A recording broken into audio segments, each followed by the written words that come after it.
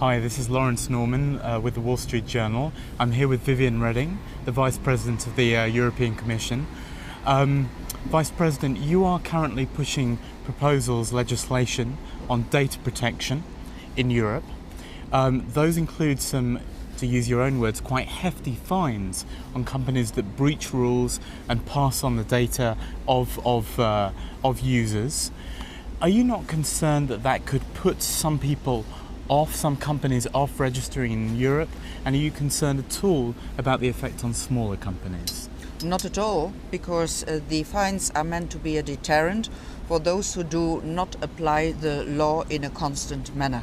But there is a lot in for businesses, because today we have a fragmented continent with 27 different national rules which are conflicting. Tomorrow we are going to have one continent, one rule, one regulator. That is the biggest market opener Europe has ever done, and that means savings of 2.3 billion euros for companies, big and small. And what does it offer for the consumer? What does it offer for the average citizen?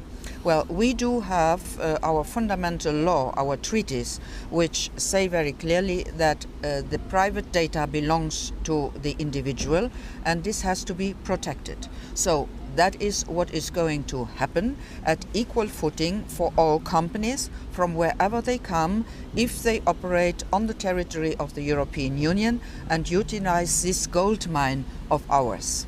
Excellent. Vice President, you've also made quite a name for yourself across the continent in the last few months. You already had one, but in pushing a quota for the number of women on company boards. You said that not enough has been done voluntarily by companies, and it's time to use the iron fist of action.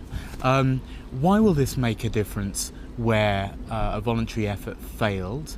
And how do you deal with the concerns in some countries that this is Brussels bossing people around and telling people to do things that member states are better off dealing with?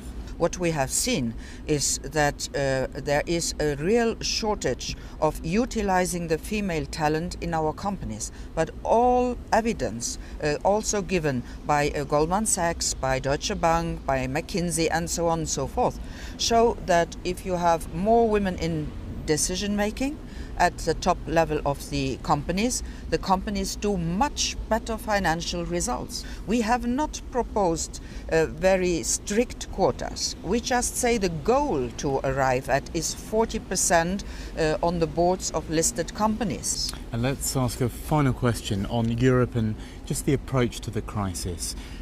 The Eurozone is back in recession. We've had several years of austerity.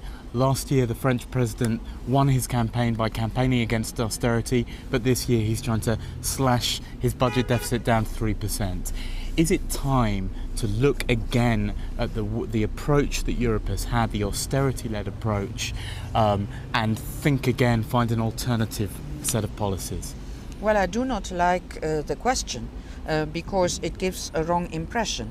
It is not an austerity-based approach. First, one has to say that it is not a problem of the euro. The euro is a strong currency and has, throughout the crisis, remained a strong currency.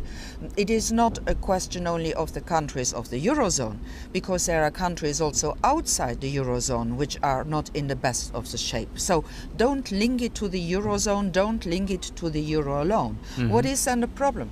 The problem is that several countries have lived over and above their capability for many years. They have made high expenses not being backed by the income.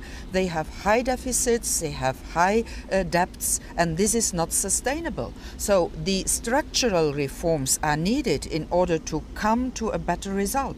And these structural reforms already show results. You have seen that the work cost is going down. You have seen that several of the countries which were under very big stress have come back to the market. So we see the light at the back of the tunnel, and we can advance towards this light, being more strong than we were before the crisis, because we will have solved the structural problems. Thank you very much, Vice President. You're welcome.